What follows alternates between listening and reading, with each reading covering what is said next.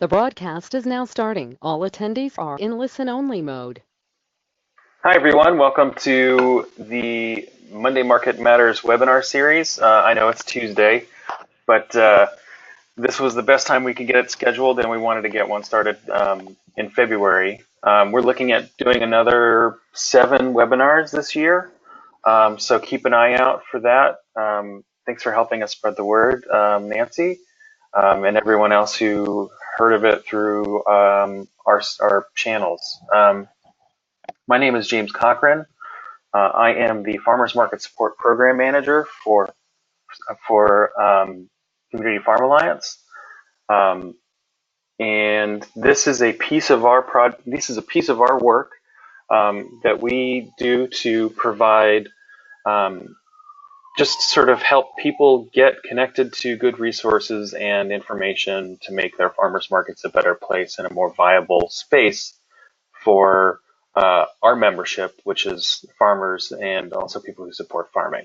So today's webinar is about sampling and the power that it can unlock for you at markets. I've had the pleasure of seeing both of these presentations myself, and I think they're really helpful and quite convincing. And can make a big difference for your sales on any given day. So I wanted to start first by just kind of talking a little bit about Community Farm Alliance. This webinar is going to be recorded and shared on our YouTube channel. So some of you may already be aware of what we do at Community Farm Alliance, but this is for folks who don't necessarily know as well.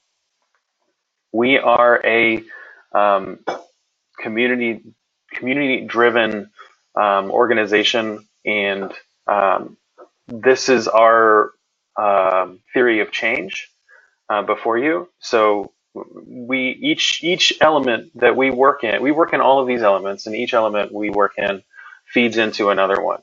So what our work specifically here today fits in the model project section down here.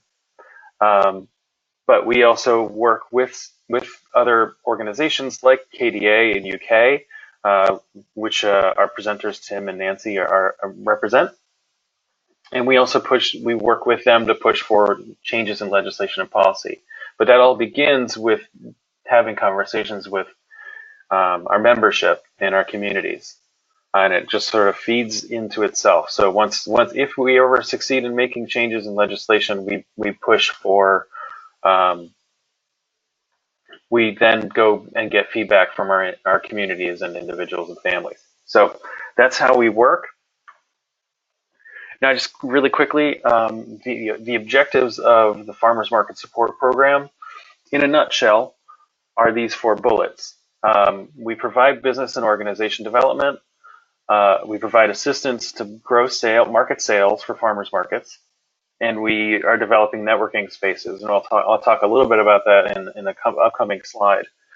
And we really just want to sort of make sure that markets are working with each other, not against each other all the time, and the network is developed because I think it's a really important need that everyone understands that there's a lot of knowledge around the state that can help you. So one of the things that we're looking at for this year on a state level is we're exploring a feasibility to reviving the Farmers Market Association.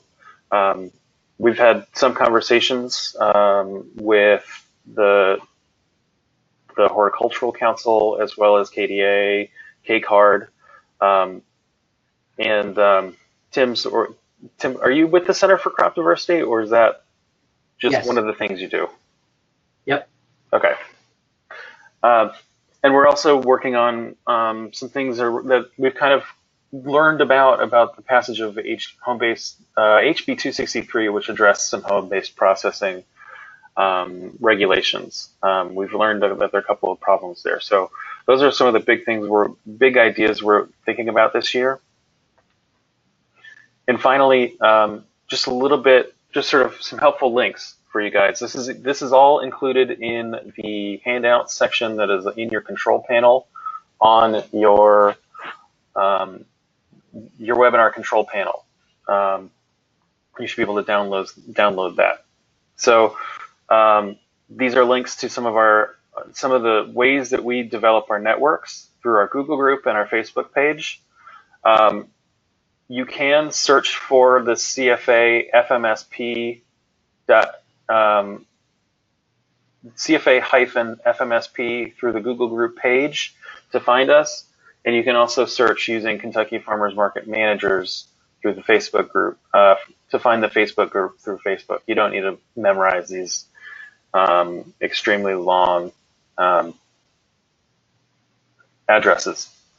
Now, lastly, this webinar and the other webinars that we've done in the past will be available to play and watch in the future on our YouTube playlist, which you can find by just searching for Monday Market Matters. You'll be able to find our playlist that's got about, right now I think it has 10 other webinars that go over any number of things, including starting a business plan, developing a market manager work plan, and the resources available for you for the National Farmers Market Week. Okay, so that's us. Now, a couple of things that you guys have at your disposal on the control panel. Please use the questions box if you have any questions for our presenters. You can find that in the control panel. You should have a couple of options, including questions as well as raising your hand. I think questions is the easiest way to get to kind of throw out some comments and not questions as well as comments. So please don't hesitate to use that box when you see something that one of us is talking about that you would like to learn more about. There's also a chat option where you can send me messages directly if you would like. Those are the best ways to get a hold of us. So I will be keeping an eye on that as Tim and Nancy go through their presentations. So without further ado, I'd like to pass it on to Tim so we can get started on sampling. All right, sounds good. Well, good morning, everyone. James, thank you, and thank you for CFA for sponsoring this webinar, and hopefully some good information to share. By all means, feel free to jump in and ask questions. James, I'll lean on you to interrupt if we need something that needs particular clarifying. I'll try to pause a little bit for some questions before I turn the baton over to Nancy to talk about some things from the Kentucky Department of Ag side.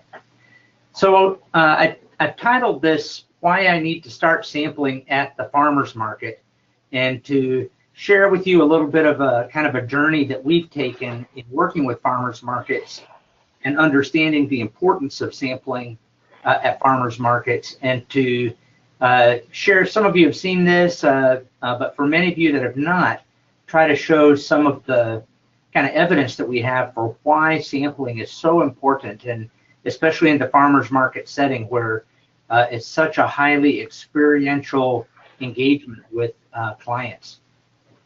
We have lots of different folks that have helped sponsor this program through the different kinds of stages of research and information gathering. To start out, just a kind of a funny little picture here. One of the first encounters I had personally with sampling were these guys up at this farmers market outside of Chicago. And if you look closely here, this is not sod that's out there. These are actually various microgreens that these guys are selling, and you have to kind of get up close to figure out what it is. But here's a really unusual product that a lot of people don't have some familiarity with, that coming up, starting some questions, sampling some different things like sunflower shoots and other kinds of sprouts, and to give the producer vendors a chance to explain, here are some of the health benefits, here are some of the kind of unique characteristics, how you might use some products like this, opens up a whole new world of engagement and excitement for the patron that's coming up exploring this. And it's just sampling a great way to really engage customers. One of the things that I hear all the time from vendors about why I don't offer samples. And here's just a few of them. Too much work for too little benefit, too much regulation. I don't want to deal with the compliance headaches. We just operate in a small rural market and sampling doesn't make a big impact in rural markets. I don't have enough hands to sell what I've got. No one wants to sample fresh fruits and vegetables. I'm not convinced that sampling really leads to serious short-term benefits. I'm not convinced that it even pays in the long run. I've heard all these things, and I'm going to try to lay out some things that offer what I think is a pretty strong rebuttal against these, that if you're thinking along some of these lines yourself, hopefully we can do some maybe mind changing as we look through these things. Customers want to see samples offered in our Kentucky farmers markets, and we've done a lot of things. Nancy will touch on this a little bit from the KDA perspective, but some things to help provide samples in a safe environment. We do get some pushback that, well, this managing all that stuff is too tedious for us, but it's really an important part, and really you'll see later here, an important part of what gets in the consumer's mind of presenting a safe, clean, healthy sampling environment. Sampling, giving people a chance to try these different products, even more effective than cooking and recipe demonstrations, although these can all be kind of bundled together. Initially, when we started this project, now over almost 10 years ago, we had relatively few individual vendors that were offering samples of any kind, in spite of all of our early efforts to try to make wash stations available and trying to help folks. Very few people were picking this up. The good news is, as we've seen things kind of unfold here over the last 10 years or so in Kentucky, we've seen a lot of growth and our vendors getting much more serious as a farmers market community. These are some numbers that I work with Sharon Spencer. They're not perfect, but it gives you a little bit of a rough idea of the growth that we've seen just since that time when we started this, and growth to the number of farm markets that we have in the state. Over 2,700 vendors that are selling at some market somewhere around Kentucky, and somewhere north of $14 million worth of sales that are coming through our different markets here currently. A lot of economic activity that's in this space. And the role of sampling and the opportunities and the activity of sampling has certainly taken off there as well. And you can see the growth in the number of sampling certificates that have been offered, managed through UK, KDA, and the markets themselves. So we've made a lot of progress here in terms of the sampling activity that's taking place in the state. When we first started this evaluation, this was really a study that we did that was more about trying to gauge market patron interest in debit cards, EBT systems, as we were kind of kicking the tires early on around this period in implementing these things. And we added some of these other possible services that might be of interest to patrons visiting the market. But do you see what's at the top of the list here of services in most demand? This was almost sort of a throwaway service that we had put in there, the sampling, but it is very clearly out in front. This is something that patrons wanted to see. It was important to them to have an opportunity to sample products at these different markets that they were visiting. And so that really caught my attention and kind of set us on this journey to try to better understand both how to do sampling and what kind of impact could sampling potentially have? Another little event that we had that I followed very early on in our evaluation of sampling was over at the Paducah Farmers Market some years ago, where they were trying to do a little sweet potato, sort of a mini festival celebration. They did a cooking demonstration. They had out these sweet potato chili products, sweet potato wontons, chips. We did just a very simple little visitor follow-up after the sampling there on site, and to see some very positive impressions just from the sweet potato products. The thing that was striking in this super simple evaluation is, you see here how many people loved the flavor of the different products that they were tasting, would definitely buy these products if they were available. But the most important piece of data that came out of this is those poor farmers there at the Paducah Farmers Market had no idea what the demand was going to be for their sweet potatoes. And of course, all their sweet potatoes disappeared immediately, and they wish they had double the supply. Just a small tip to think about when you're doing sampling and offering these kinds of things: be prepared for a positive response, and be sure you have an adequate supply available of the products that you're trying to promote there. So lots and lots of folks have used sampling very effectively. Here's another group. This was over in the Louisville Farmers Market, Bear Creek Christian Church.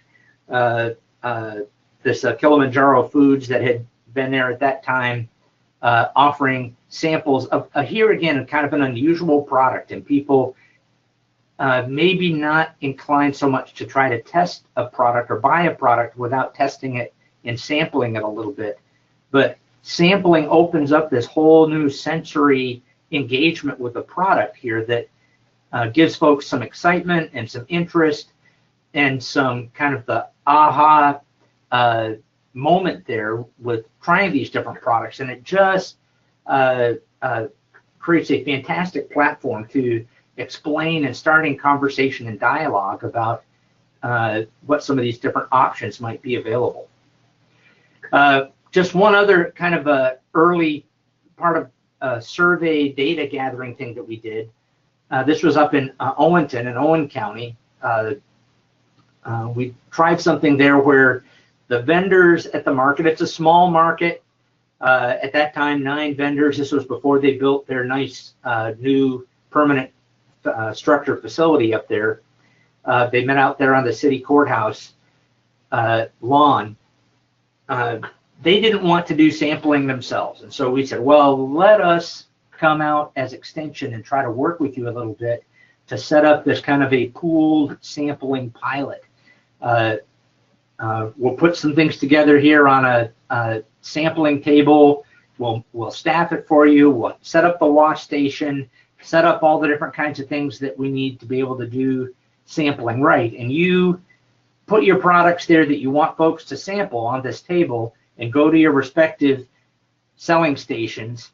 And folks came in and tried some of the different products, and we had a very controlled, pooled sampling station there at the front that allowed folks to try these different products. We did a 2-week post sampling event follow-up. Owenton's a small community there. Really good feedback from folks.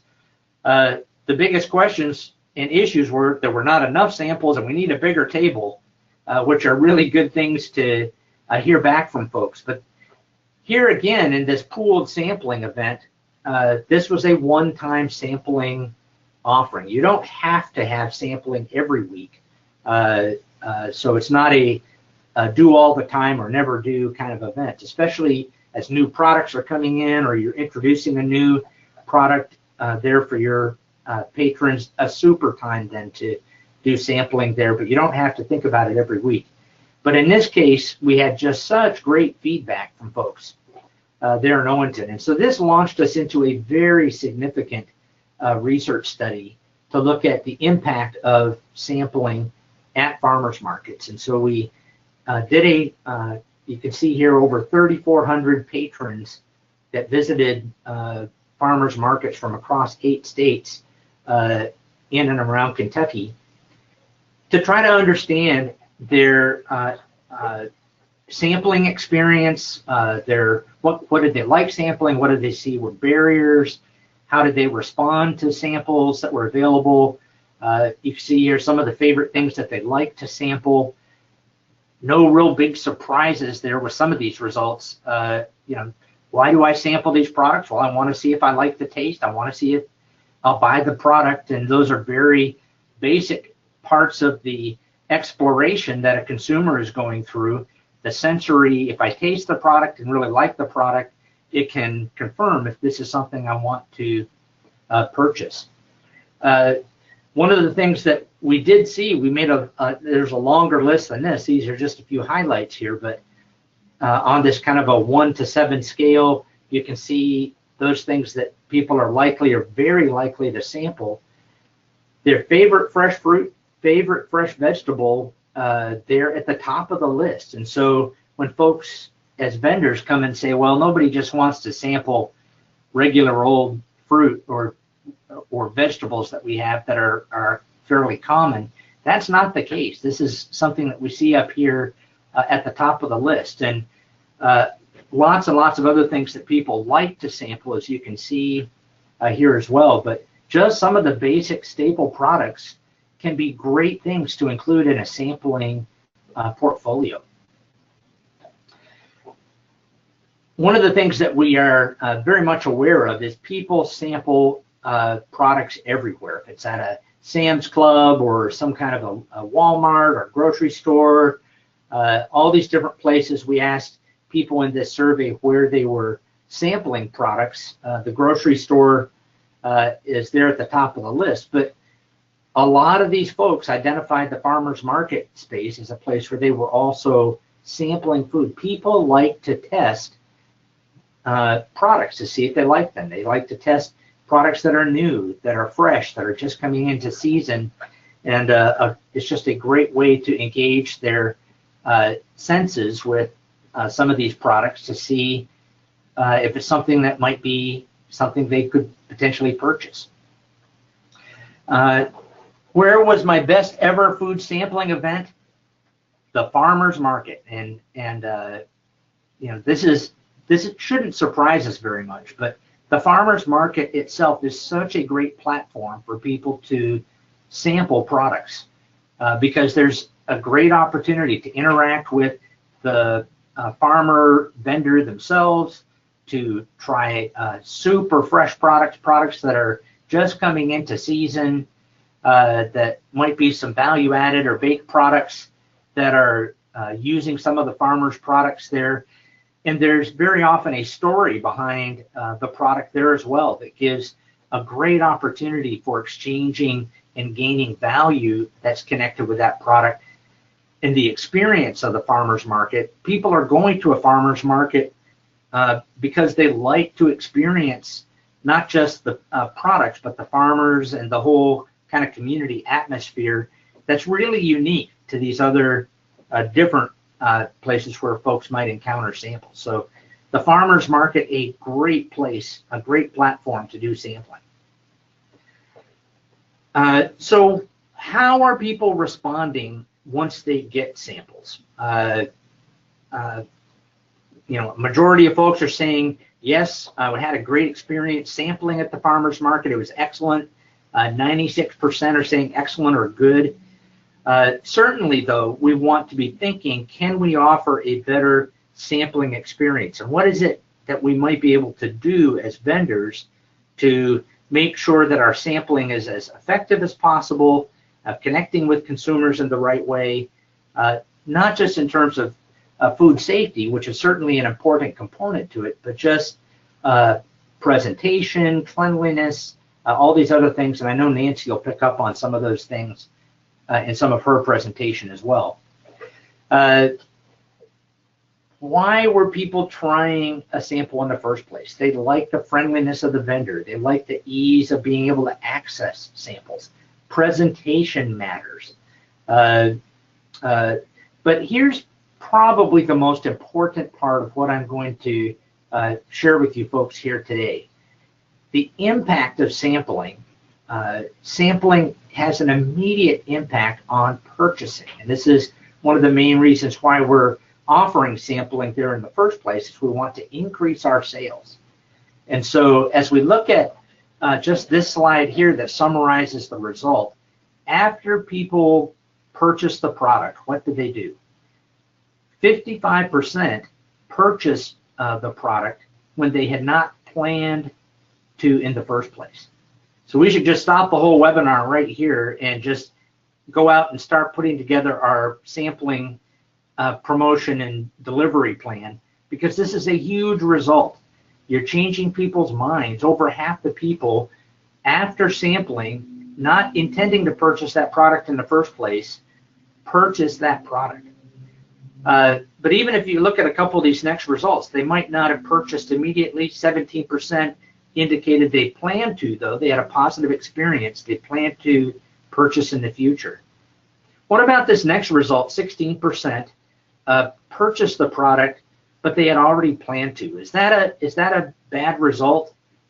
I don't think so, because what that suggests is that people had a good expectation of the product, and when they sampled it, it confirmed their expectation, and they had this positive engagement. And one of the things that is not included here is that people go tell other people about their experience, and the sampling experience is one of those things that can really be a main point of that communication of telling other people about your experience with that product. Some other kind of research, let me just point you out to a couple of things here. We asked this question about, well, what about response to the product sampling by age? And so we looked at patron visitors under 34, over 34, just comparing. And interestingly, folks that were over 34, a little bit more likely inclined to purchase that product after sampling. So, and that's not to say that sampling is not important for the younger consumer. That's very important. And 48% of the folks are purchasing that product as younger consumers, but it's especially important for older consumers. Look in that middle column there, no difference. We found no difference between urban market patrons and rural market patrons in terms of the response to sampling and their likelihood to purchase that product when they hadn't planned to. Bringing kids to market, if folks are bringing kids to market, they especially love that sampling and respond to sampling in a positive way there. And so as we see lots of more kind of community activities and things where we're bringing kids to market or involving kids in some way, a super platform to make sure that you've got some kind of sampling activity going on in your market. Sampling impacts the sales for vendors in lots of ways. And so as we continue to try to unpack from these folks that were visiting the market what their purchase activity, 45% purchased product directly from the vendor. Another 38% recommended the product to a friend. 34% recommended the vendor specifically to a friend. 20% purchased other products from the vendor, all as a result of sampling that product in the first place. So sampling sort of kickstarts all this kind of good response and activity from the patrons there in the market, all things that you want to see as a vendor there. What about barriers? I'll just move toward these last couple of comments here. Barriers to sampling. I've kind of summarized them here, the top 5 there. Or the reasons patrons want to try a sample: the vendor's friendly, easy to access, the presentation of the samples are attractive, curiosity about an unknown product. Think about these things as you're developing your own sampling plan in terms of what might connect potentially with your folks coming to visit there at the market. But here are the barriers to sampling that I had mentioned. Look what's at the top of the list here. No samples are available. And certainly one of the more frustrating things, you want to be especially careful in your sampling delivery here. If you've got a sign out that says samples and it looks like you've got little cups available, somebody comes up wanting to sample some products and nothing's cut up, nothing's prepared, that is a real setback there, obviously. Think about how you're presenting the samples so that people are able to access them relatively easily, that you've got a wide frontage space for people to come up and access ideally more than one at a time. If there's some uncertainty around the taste or ingredients, make sure there are multiple flavors of things that can be available. Make sure if you've got ingredients and value-added products, for example, make sure that those are clearly communicated.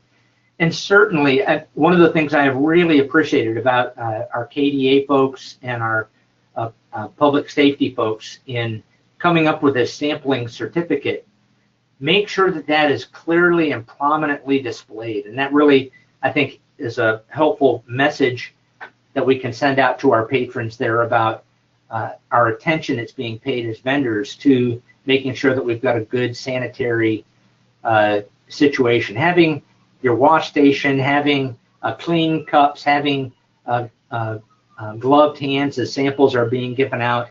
Nancy will touch on these things, I'm sure, a little bit as well. Just really all help to create a really positive sampling environment.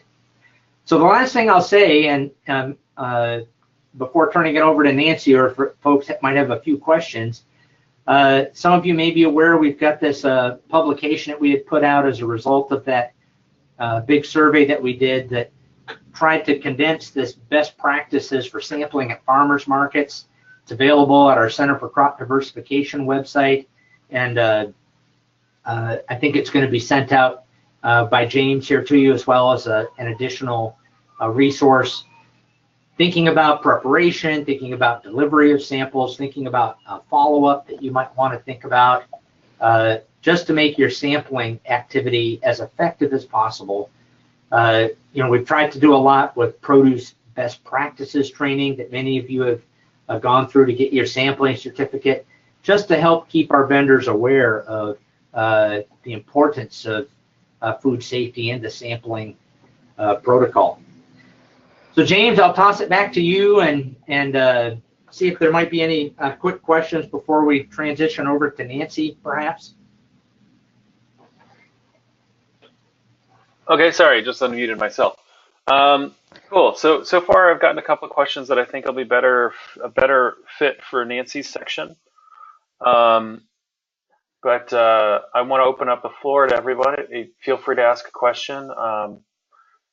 And in the question section, another thing that Tim alluded to that is available for you are the sampling packet, the cover of which is on this last slide that Tim has on his screen. That is available in the handout section on your control panel. You can download that directly from this webinar. I will also be sending them out in a follow-up email to everyone who registered. So does anyone have any questions at this point for Tim and maybe perhaps any sort of the methodologies of sorting out these numbers? Tim, I had one question. You were on a roll, but I didn't want to interrupt. There was one slide in the back there that the most successful sampling process, or most successful sampling event, was at the community farmers market. I know that we happen to have a farmers market in Kentucky called Community Farmers Market. I'm wondering if that was the one you went to, or if that was just sort of a coincidence of. No, that's just that I distinguish community farmers market different from an on-farm retail market. So a community farmers market to me is just any farmers market that's in the community. So that's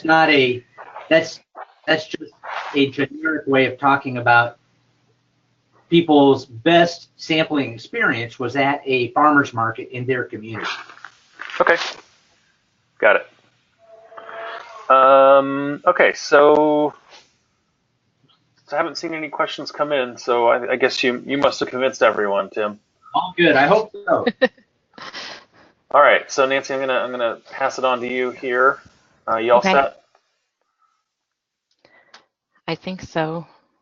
Okay, Or, no, I'm all set. Sorry. Have you gave me control or? it's coming right now. Okay.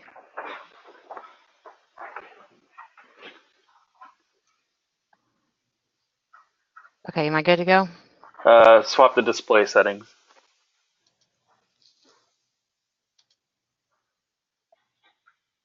Perfect. Perfect. Okay. All right. Well, good morning, everybody, and I'm excited to be a part of this webinar today, too. And thank you, James and CFA, for organizing this again, and Tim for your presentation. As you can see, sampling is a proven way to increase your sales. And while I'll cover a lot of details, it's really fairly simple. So I don't want it to overwhelm you. It does require some extra work and planning, but anything that's good usually does. So we'll dive right in here. Why am I not going?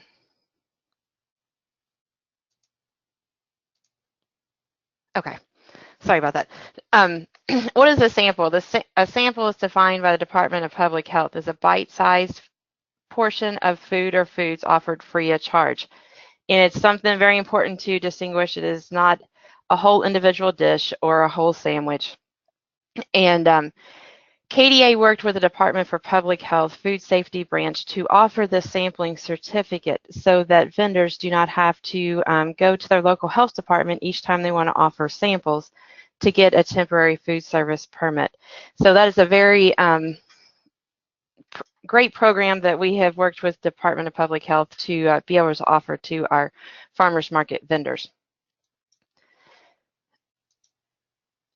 Okay, there are two types of samples that KDA offers, or two types of sampling certificates.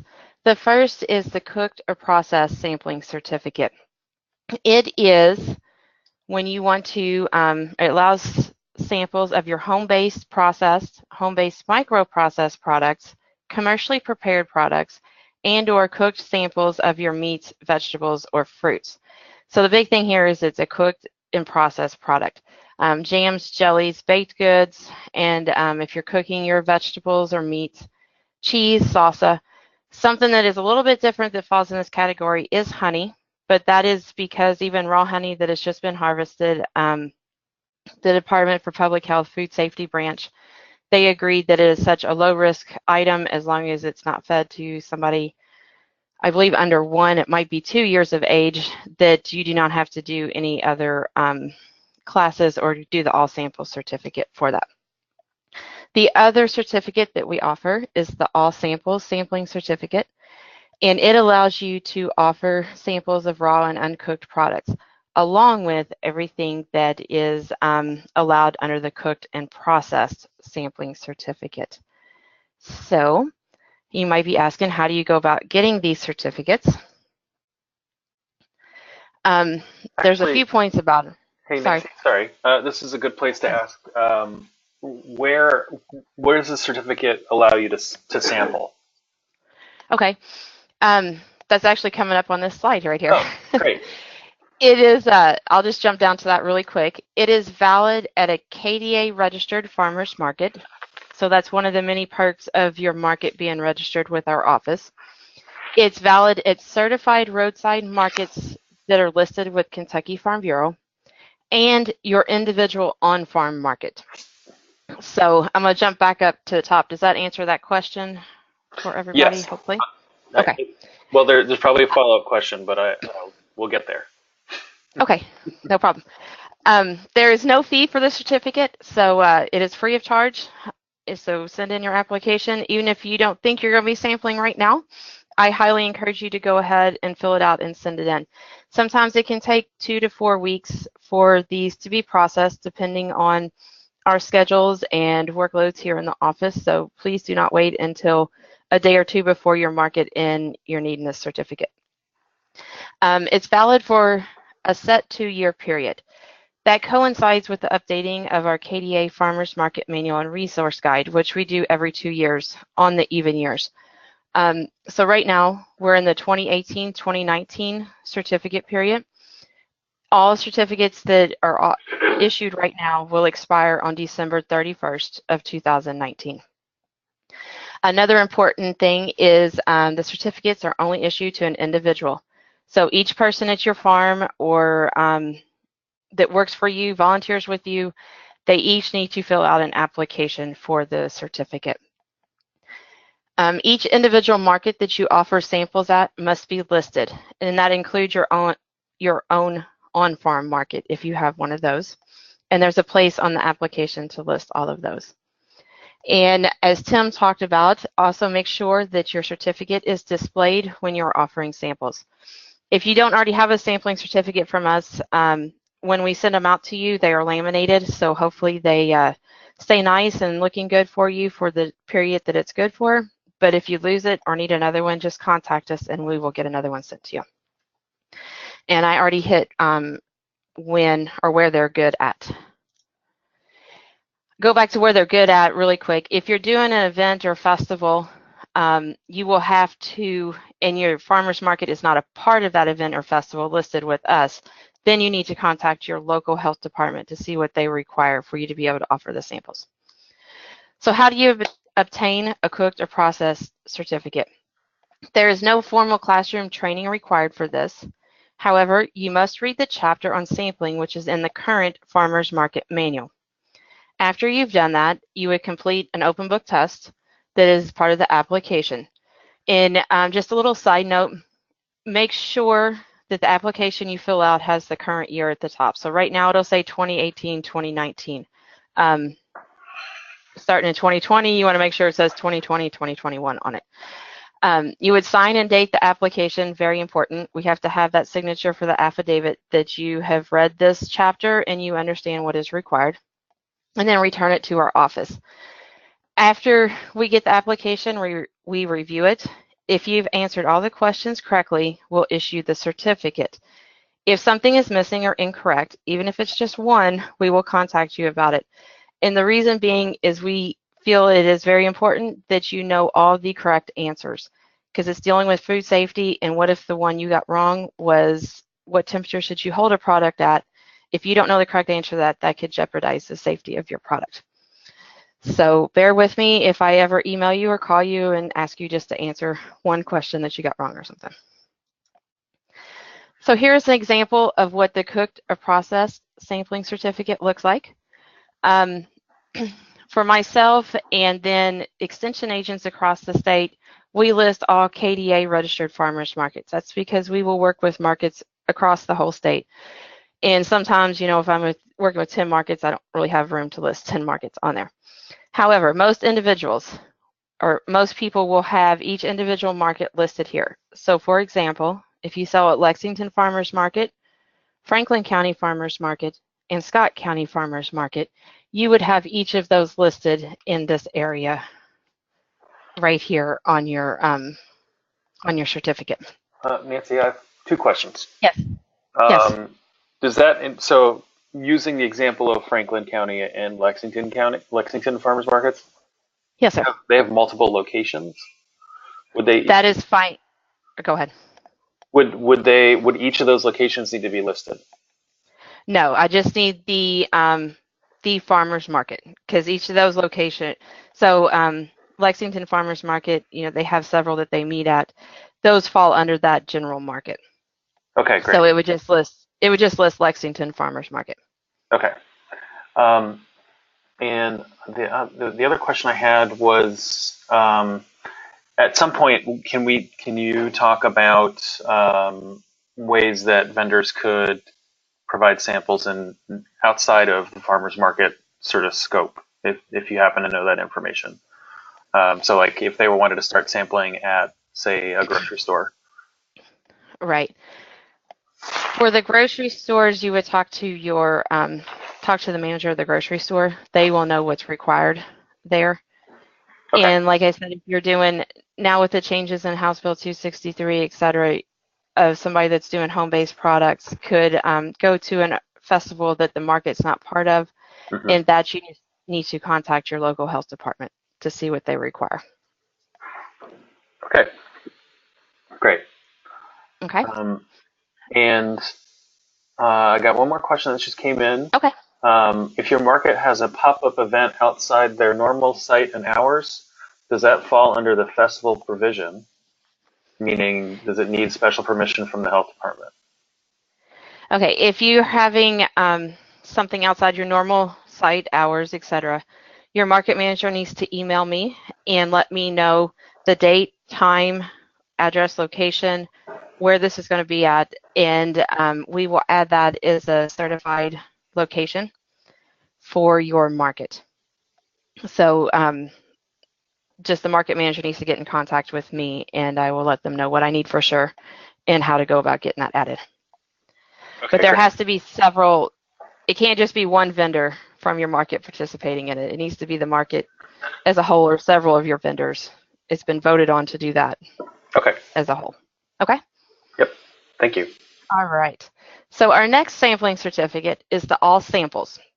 Now this one does require some classroom training, and that is the produce best practices training class is required. And this is due to the added risk of offering samples of raw and uncooked products. They're basically products where there's no kill step involved before you consume the product. UK Extension agents teach this class, and it usually takes less than 2 hours, and it covers the best practices for avoiding contamination of your produce from various foodborne pathogens. Once you take the class, your extension agent will submit a roster to KDA. We input that into our database because we maintain those records, and you will receive a PBPT diploma. While we encourage everyone to take the class, we only require one person from each farm to be PBPT trained, and then that person can go back and train the other personnel at their farm. And on the sampling application, there is a part where you list who has taken the PBPT class. So you'd see that, and you would just list that name there. And just a quick note, because we're in a period of transition, for the rest of 2019 only, we will accept the prior GAP training. Starting with 2020, everyone must have completed the PBPT training. And then the steps, after you've taken the PBPT class for the all samples, the steps are pretty much the same. You would read the chapter in the book, in the Farmer's Market Manual, complete the application, and return it to our class. This certificate allows you to offer samples of all types of food, cooked, uncooked, raw, processed, you name it, you're allowed to offer it here. And I skipped back on the cooked and processed one. Once again, no raw food is allowed under that certificate. And here is what the certificate of sampling for all samples looks like. And one thing I didn't point out on the last slide that had the certificate, if you notice down on the bottom right-hand side in yellow, it says expiration date. So right now, any certificate that you already have or that I will issue to you coming up here will expire December 31st, 2019. So at the end of this year, you will be getting renewal packets to do the new sampling for 2020. Okay, so now I am going. Sorry. Quick question. Yeah. Once in beginning in 2020, how long will these certificates be good for? For another 2 years. 2 years. Okay, thank you. Yes. So they would be good for 2020 and 2021. Okay, so now I'm going to cover some essentials for delivering safe quality samples at the market. Samples may be prepared at home or at the market. If you're sampling baked goods, it's very easy to prepare those at home. Put them in the small plastic cups like you see here. Those can be purchased at any of your restaurant supply stores. Or you can put it in Ziploc bags even. You can also put some of your fresh produce, if you cut those up, you could put it in these cups. One thing that you might not want to prepare at home would be, say, apples, because they do brown. Some of those things that don't keep the nice looking appearance if you prepare it ahead of time. let's see. Your samples must be protected from contaminants at all times. You need to wear gloves to avoid any bare hand contact with the food samples that will be consumed by the customer. You should have clean clothes and wear hair restraints, whether it's a hairnet or a baseball cap. And something else, we talk about this just with the vehicles you take your produce to the market, but make sure your vehicle is clean. We all know how farm vehicles can get middle of the season, but just you want to put on the appearance that you're keeping your items in a clean sanitary environment. So the first essential for safe sampling is potable water. All water that touches your samples, your equipment, your hands needs to be of drinking quality, and this includes anything you clean up your utensils with, etc. If your water is from a non-municipal source, it must be tested and those records must be maintained to show that it is safe for consumption. And one way to cut down on the amount of water you would need to take to the market with you would be to wash your fruits and vegetables at home and then store them in a clean container. And just a side note, we will touch on this a little bit later, but if you do cut them up at home, make sure you maintain the proper temperatures, keep them cooled like they need to be. The next essential is clean produce. So all raw produce must be washed thoroughly with running potable water. You can't dip it in a pan of water and consider that washing it. It must be washed with running water. After washing, you want to store it in a clean bag or container to ensure that it remains clean. And one thing is melons can be especially tricky. I highly, highly recommend you scrub them thoroughly at home before you go to the market. And you can also use a 200 parts per million chlorine solution to dip those melons in before slicing to help kill any bacteria. As you know, there's been a lot of outbreaks revolving melons, and it's just because they are so hard to thoroughly clean, especially like your cantaloupes and your muskmelons. And whatever you do, please don't just cut one open at the market that you have not thoroughly washed. That is a huge food safety no-no. Approved ingredients. All your ingredients must come from an approved source. So if it's produce, it needs to be grown according to PBPT. You can use value-added products that are produced either under commercial permits or one that is approved under the home-based processing or home-based micro-processing. All meats need to be USDA approved. You can't use any non-USDA approved meats. And home canned products that do not fall under the home-based micro-processing or processing, those are not allowed either. Nancy, we got another question. Yes. Yes. And you may come back to this. I'm not sure. That's fine. I've got a question. Can cooked samples be prepared in a home kitchen? Yes, it depends on what type. If you're doing the bread, that's fine, or your jams and jellies. We will touch on cooked samples. If they're hot, they need to remain hot, and what temperatures to keep those at. Cool. Another thing I've always been told, especially if you're doing a meat product, it needs to be cooked at the market. But if you want to do a crock pot type, like pulled pork or something, check with your local health department and see if they'll allow you to do that at home, as long as you keep it at the correct temperature. So the next essential is clean hands. A couple points to remember is hand sanitizers do not substitute for proper washing. And hand sanitizers do not remove any dirt that's on your hands. And gloves do not substitute for proper hand washing. Everybody knows how to wash your hands. We've done it since we were little kids. I have to joke with my kids. They just like to stick their hand under the running water and then they dry them off and they think their hands are clean. Your hands are not clean then. You need to scrub them with soap for at least 20 seconds. And that does seem like a long time if you sit there and do that. Also remember to scrub the back of your hands underneath your fingernails, especially if you've been out working. You want your hands clean in all areas. And then you need to rinse them under free flowing water and dry them with a disposable towel, so a paper towel.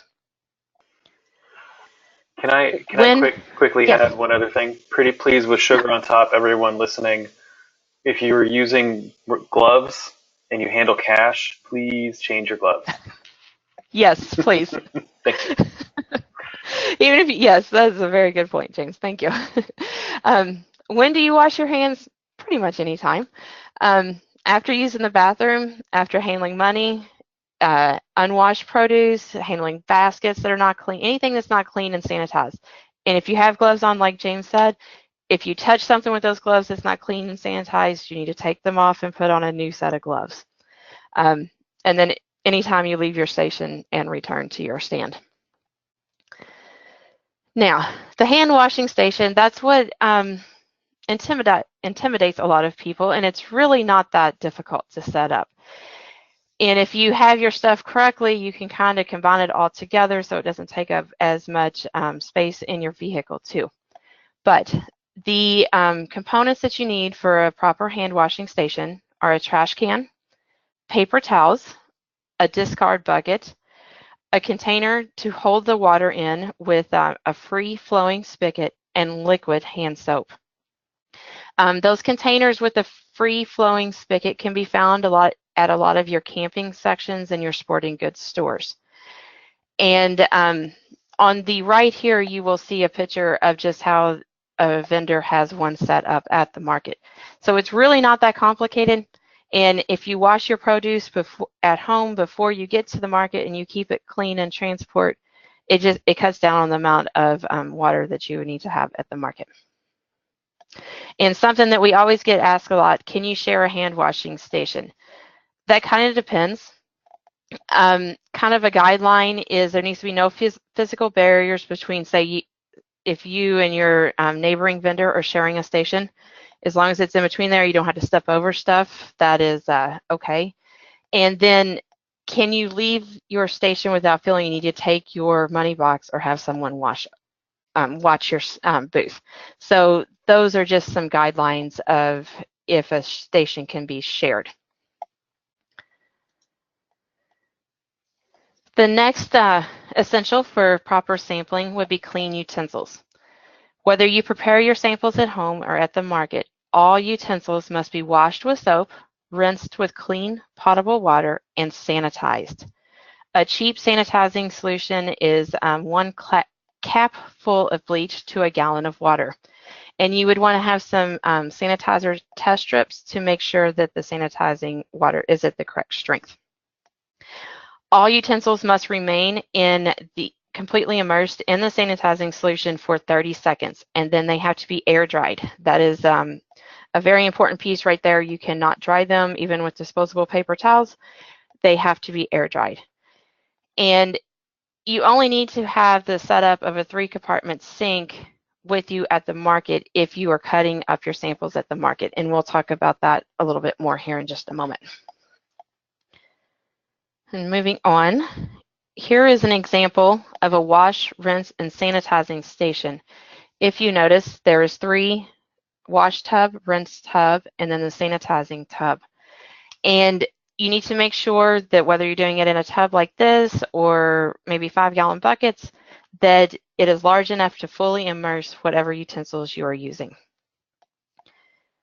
If you are only using a couple sets of utensils at the market, instead of setting up a wash, rinse, and sanitizing station, you could wash, rinse, and sanitize several sets at home, place them in a clean Ziploc bag that's labeled clean, and then take another bag that is labeled dirty to the market with you. And one thing I need to jump back that I did not touch on is you cannot combine a hand washing station with your wash, rinse, and sanitize station. You must have 2 separate ones set up if you need to have the wash, rinse, and sanitize station. A couple special circumstances is if you're using a knife, you must have an approved cutting board. So you want a plastic cutting board that can easily be sanitized. And make sure you have spare utensils with you, spare cutting board and utensils, because it does take a while for items to air dry. And if you're cutting both meat and vegetables, you'll need to have 3 separate sets of utensils. You'll need one for the raw meat, one for the cooked meat, and one for fruits and vegetables. Just a little bit more here. Make sure you allow them to air dry. You cannot dry them with a towel. And you must have either your sanitizing station set up or the bags ready to go that are marked clean and dirty before you start offering samples. The same goes with your hand washing station. It must be set up before you start offering the samples. The next item is proper temperature. A general rule of thumb, if it's hot, keep it hot. If it's cold, keep it cold. Cold products need to be maintained at 41 degrees or below. While mechanical refrigeration is obviously recommended, we realize in the health departments too that that's not always practical. So you can use plastic coolers that have been sanitized. Do not use styrofoam coolers because it's impossible to sanitize those. And if you need to make provisions for melted ice to drain away from your products. You do not want your products sitting in that melted ice water. Hot products must be maintained at 135 degrees or above. And the use of thermometers, have a couple of those with you at the market to maintain your temperature records is highly recommended. And no sample should remain outside of those temperatures for more than 30 minutes. A way to cut down on the amount of product that is being discarded if you're not going through your samples quickly is just put a few out at a time and just gauge how many customers are coming through. So that way you can cut down on any waste of samples. Sample delivery, excuse me. You must use single-use utensils and containers. So toothpicks, the small plastic cups, you could place a cheese cube on a napkin with a toothpick in it, and just ones that you use once and you throw them away. If you use tongs, make sure you control them. So you would take something with the tongs out of the bowl and hand it to the consumer or put it on the napkin for the consumer. You do not want the consumer using the tongs themselves. You want to have a trash can available for them to throw their utensils in. And each vendor's distribution method must ensure that no customer has touched anyone else's sample. You do not want a customer reaching into a bowl to get out like a pretzel stick or something like that. And you also need to ensure that there is no double dipping by the customers. And you just have to watch the customers very closely because they will try to. Nancy, I've got two quick questions. Okay. Yeah. One is to clarify the hand washing station piece that you talked to about earlier. I want to know if you mean that you have to have two different hand washing stations if you're using a 3-compartment sink station. Basically, you would need to have your hand washing station. Mm-hmm. So the jug with the water, the discard bucket, the paper towels, and the liquid soap. That would need to be on one part of the table. And then if it's required, depending on what type of samples you're doing, you would need your wash, rinse, and sanitize station set up separately. So just another part of the table. Okay. And I had a comment. Something that I've done when I would help vendors sample. When I was using tongs, is I would hold out my flat hand up, turned up, and ask people to hold their hand out just like this, right? And then I would put the sample in their hand. That works. It helped manage the understanding of I don't need you to go in and pick it with your own hands. Right. And that amazing. was helpful for me. Yeah. Yes. We just got another question. If samples are prepared into individual cups ahead of time and no food prep is done on site, do you need all the provisions for utensils and hand washing? You do not need provisions for the utensils. It is still recommended that you have just a basic hand washing station. Okay. Great. There. Cool. Thank you. You're welcome. Here is a couple pictures to just show how vendors are helping or trying to manage their samples to avoid contamination. So just put out a few at a time. That is, and when you have them in individual cups, people are more likely to grab just that individual cup than to stick their hand into something. You should always protect your samples from the elements. All food should be stored at least 6 inches off the ground. You need to keep samples covered in some way. Here, Angela Caparelli from KDA, she was doing a cooking demonstration, and she likes to use the disposable deli containers that you see there to put over top of the samples, and so the customer can see through them and see what you have, and you don't have to worry about them breaking like you would a glass container. Also, you could use plastic wrap. You can use the bug nets or the bug tents that you can get at, say, Bed Bath & Beyond, Amazon. Sometimes the Dollar Tree has them, and they're an inexpensive way to also cover up your product. Basically, each vendor is responsible for protecting their samples from contamination. Finally, here, it's important to remember that the vendor offering samples assumes all liability. So you're responsible for your product. A couple of things that I recommend is you speak with an insurance professional to make sure you have adequate coverage. And honestly, whether you are offering samples or just selling product at the market, I would have spoke with an insurance professional to make sure you're properly covered for product liability. Just being the day and age that we're in, that is a protection that I personally would want to have. And then you need to make sure you have your foods labeled for allergies. You just say a simple sign that says this is prepared in a kitchen that where the products could be exposed to wheat, gluten, or excuse me, wheat, milk, dairy, nuts, etc. And then I'm going to transition and touch on group sampling for a minute. Tim talked about that also. That is a way, if you just have a group sampling is where multiple vendors' products are sampled at a centralized location. I know Franklin County Farmers Market offers this pretty much every Saturday. And that's an example of a sign that they have showing where the tasting table is at. And if you do have the group sampling, that does cut down on, say, each vendor needing a wash station because the sampling is all occurring at one table. Regardless whether it's an individual vendor offering the samples or the market as a whole is doing a group sampling event, the guidelines are still the same. Group sampling requires some extra staffing for the market, so you would need to recruit some market volunteers. Extension personnel are a wonderful resource and to help you with offering cooking demonstrations and samples of your products. And then 4-H and FFA members a lot of times are looking for ways to earn community service involvement hours, so that's another good resource to tap into. Oh, I like that. And you can even go into Girl Scouts, Boy Scouts, any of your youth groups that are high school age kids that are needing the community service hours, and they can help in other areas of your market too. Customers, a good thing about the group sampling is customers can sample multiple items and then go shop the vendors. You would just want to make sure that the customers know who or which vendors' products they are sampling. So the correct vendor gets credit for it. If you have a blackberry jam that you're sampling, you would want to say you need to go see this vendor for this blackberry jam. Some pros of the group sampling is it's easy for the vendor.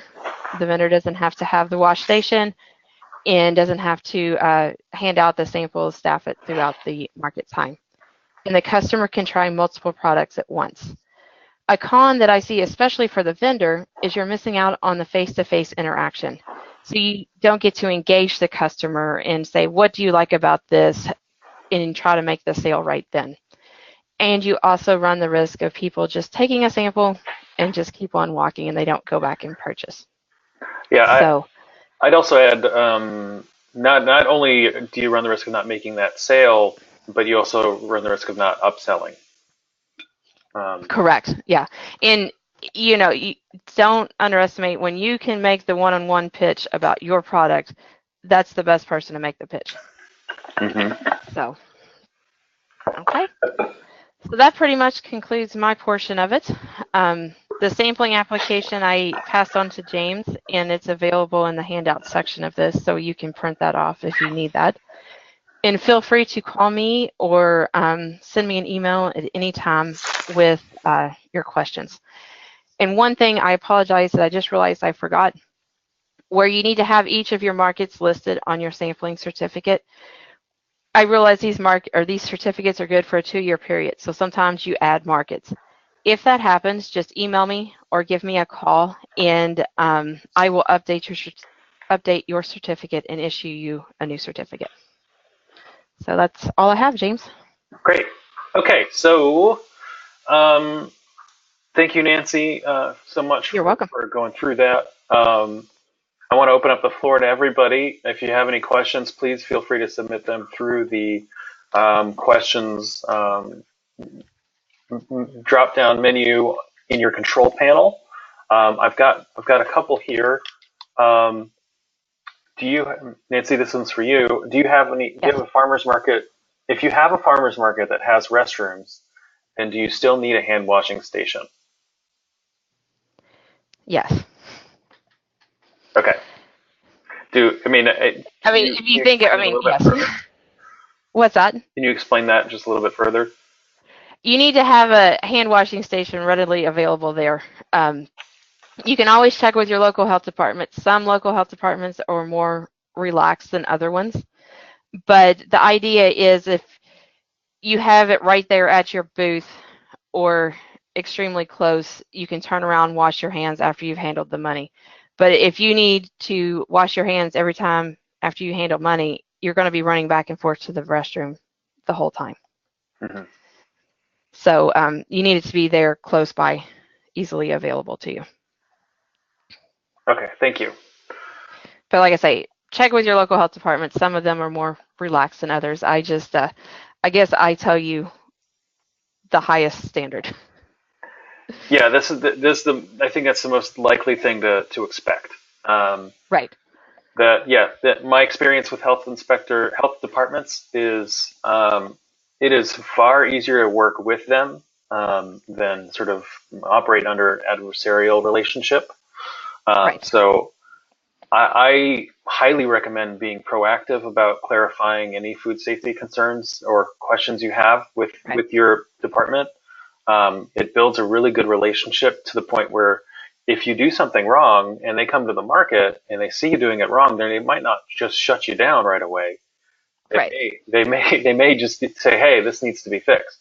That's correct. It's a really valuable thing to have in your back pocket. And a lot of times they're there to help you. I know sometimes they're intimidating, but we all have the same goal of providing a safe product to the consumer. Mm-hmm.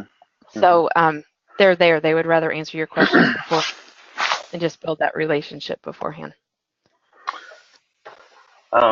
Great. Okay, so also want to mention that Tim is still on the line if you guys have any questions for Tim as well. Let's see, we have a question from Woody. Can the on-farm market be a simple pop-up tent on site? I'm not sure, Woody, if you can you explain that a little bit further? Do you mean like the farm stand?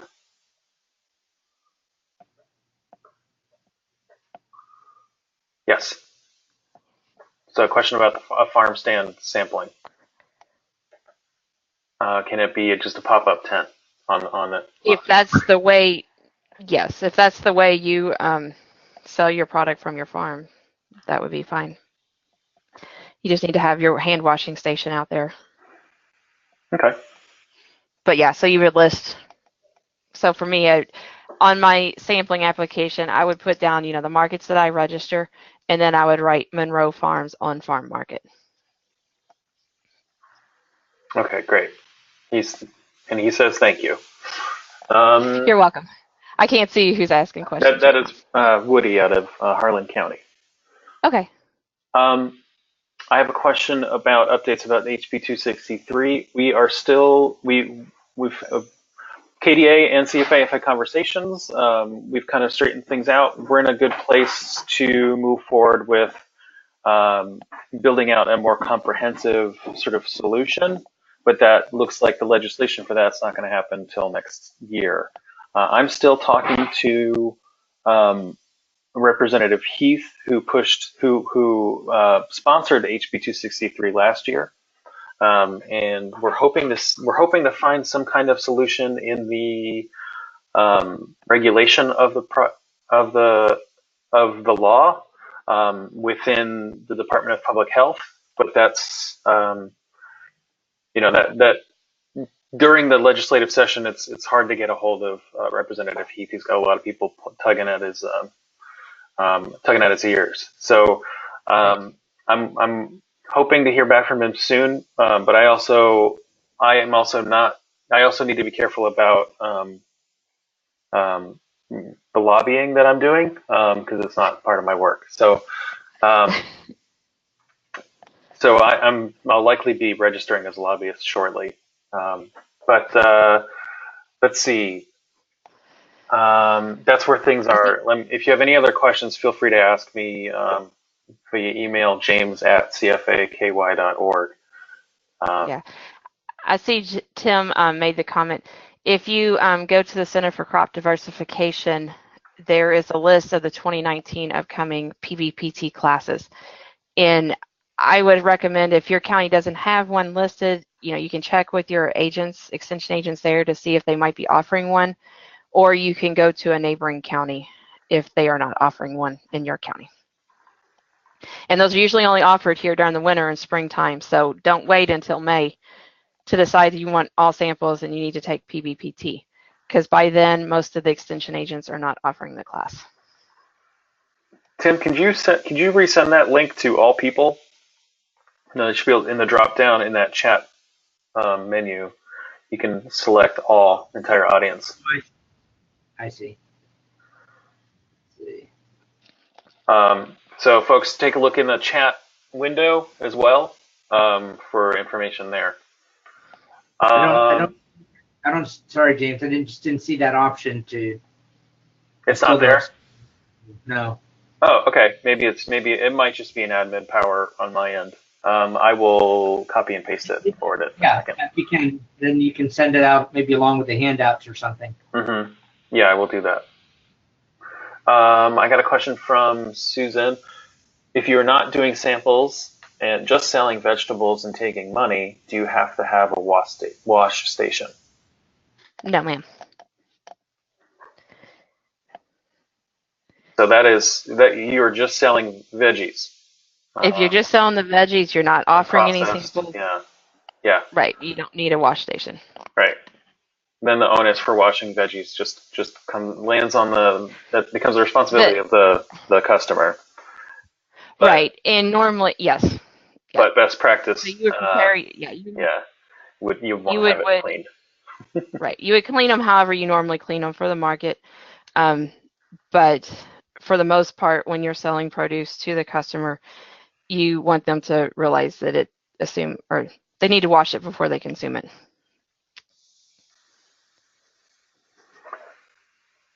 Okay, I think last call for questions. We've run a little bit longer than we anticipated, so apologies for that, everyone. But I think this has been a pretty information-packed webinar, and I hope it's been useful for you. Last call for questions before we wrap things up here.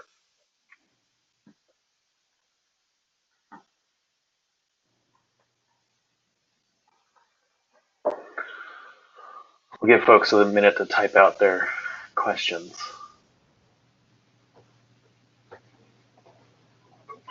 Let's see.